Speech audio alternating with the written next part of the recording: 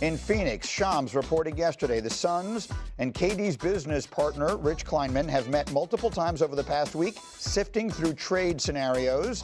And Shams reports the teams that have expressed interest include the Rockets, the Spurs, the Heat, the Timberwolves, and the Knicks. So let's start with the Windman. Windy, what can you tell us about Kevin Durant and his future?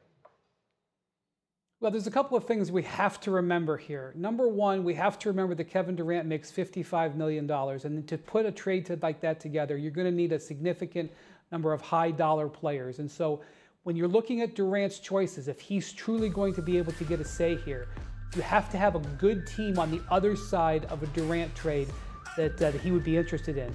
The second thing is that he only has 1 year left on his contract. So as he chooses which team he may favor, it may come down to which one of these teams have interest in giving him a $100 million contract extension he is eligible for.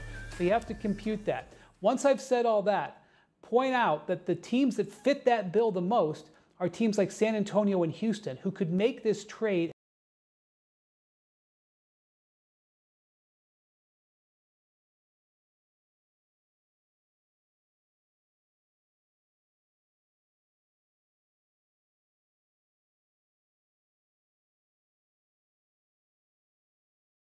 on the other side of it have a roster that could compete for the highest titles, the highest stuff in the league. But those teams are on different timelines because those teams are built with players in their mid to early 20s, whereas Durant is 37. It may not fit the same timeline where they would invest $100 million into him. So this is complicated, and I expect other teams that were not on this list to remain in the bidding here, and this could go a number of different directions. Jay, Will, when it comes to KD, I always turn to you. I personally feel that the best fit is Minnesota. Number one, it's like Outlaws, right? It's like Tupac and Snoop on the album cover. I mean, that is Anthony Edwards and Kevin Durant. USA Basketball was an incredible time for them. You saw their bond continue to mature. Anthony Edwards does not call any player in the world his favorite player. He's one of the most competitive dudes you ever met. He'll call KD that.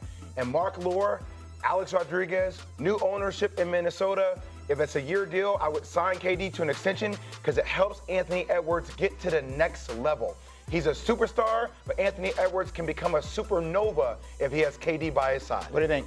I agree with that wholeheartedly. I mean, 100% KD and Ant-Man makes the most sense, right? They're both two players that just talks about ball. That's all they want to do is hoop. Forget all the other stuff. It's just about basketball. KD has been like that his entire career. Ant-Man is coming around to that with him saying, I don't want to be the face, I just want to hoop. It's a perfect relationship. Hey, man, I think y'all both said it back. That's it. So that's where you're looking. It's between them and the Knicks. Like, you know, they both have the right assets when you come, like, matching the money up, right? Like, they have Julius Randle, a couple other guys that's making a significant amount of money that you can match that up with. Like Wendy said, like, you have to have the pieces. KD plus Anthony Edwards, in your opinion, equals winning the West next year? Yes, for sure. Yeah. For sure. With ancillary pieces around him, yeah. Yeah, I mean, they've been in the conference final each of the last 2 years. Yes, sir. And then what does KD plus the Knicks equal? Let's live in a world where, and Wendy said it on this show the other day, in order to make a KD trade, the Knicks would probably have to include Karl Towns. Yeah. So in a world in which the Knicks traded Karl Anthony Towns for Kevin Durant and whatever else got shifted around in that, does that team go to the finals? That has to be wait to see when you choose a coach, right? Like, I feel like KD has to go where somewhere. Oh, we'll get to that part. System. Like, I can't say he can go to the Knicks. Are you interested in coaching the Knicks? Yes, I am. Put me up there. Hey, put me up there, man. I'll say Kevin Durant is still a 1A player. Yeah. And I think the odds of them getting to the NBA Finals in the East is way better than what the odds are right now with the way the Knicks are currently Help me with 1A. Are you saying Jalen Brunson is their 1A right now and Towns is their 1B, and that would switch if Durant was there? Well, no, I think you have two 1As. Yeah. I think you have guys that can legit. Yeah, two legit superstars that can do it and carry the load. Right now, at this age, Kevin Durant's not going to take on the main load for the main course of the season, right? But Jalen Brunson can do that, and then they can flip-flop in moments where you need them to be closers. Right. It gives you two multi-dimensional closers and two buckets in the game of basketball in New York City. Easily. It's an interesting, Wendy, KD is such an interesting figure, right? He's just a different guy. And it's very difficult to put yourself in his head and know exactly what it is he's looking for. He's moved around so many different times. What is our sense of what he's looking for at this point? And what is our sense, if we have one, of what a timeline on this might be? Well, I definitely think he's got interest in the Knicks. He has interest in the Knicks going back 6-7 years when he was a free agent in 2019. He chose the Nets, but he's got interest in the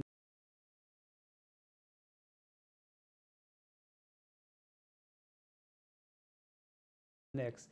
The reality is this: you're either trading an in your prime all NBA player under long-term controlled contract in Karl Towns, or to make the math work and make it a legal trade, you're probably trading 3 rotation players, 2 high-level rotation players like an OG Anunoby and a Mitchell Robinson, something like that. And so the Knicks are already short on the rotation players. So you have to look at it if you're the Knicks, if on the other side of trading for a $55 million player, are you ready to compete for the whole thing now, instantly? He's 37, you're not building. You could get different opinions on that, but I would just say do not disregard a 20-year-old, in his 20s, all-NBA player that Karl Towns is. That's not a player that you can easily find.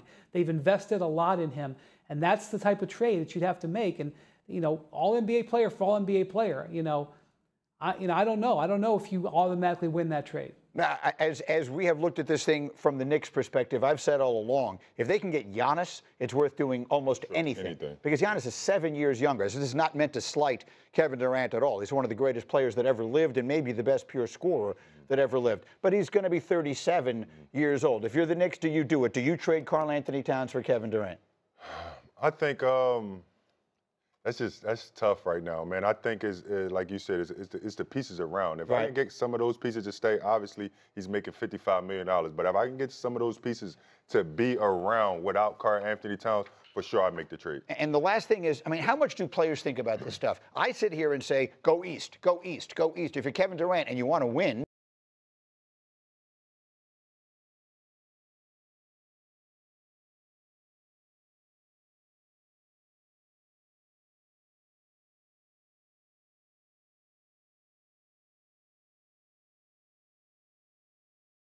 miss the Magic Man, Irvin Magic Johnson, live on the finals, on KD, on the Lakers, and so much more. He's live with us in our second hour of Get Up on ESPN.